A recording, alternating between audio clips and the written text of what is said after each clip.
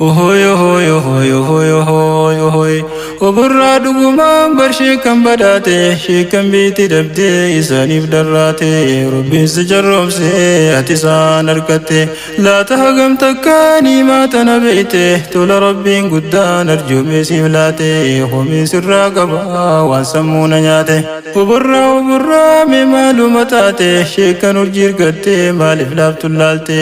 maddii lallaalii kan sheekan simate akkatti dabaltee tolchee gubsiifatte mee ati sheekoo kam kunuunsa qallaate ba'ulamaa si keessatti maaliif hadiyoomte Rabbiin si gaafataa shooraati baate deebisaa gaafasii mee maal qopheeffatte sheekan kun durattis baruudhaaf rakkate jiruu isaatti dhiisee hegeree dhalootaaf aduudhaaf hidhate rakkoota muumsee lubbuu isaa laate har'as barsiisuudhaaf waggaa meeqaatamaa jira siif dhaabbate khidmaa diin irratti mee maaliin tinnifteef isaa yaadachuu fi irraa barachuu ati yoom yaadatte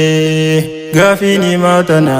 maal deebifta borii mootii irraa borii ulamoota keenya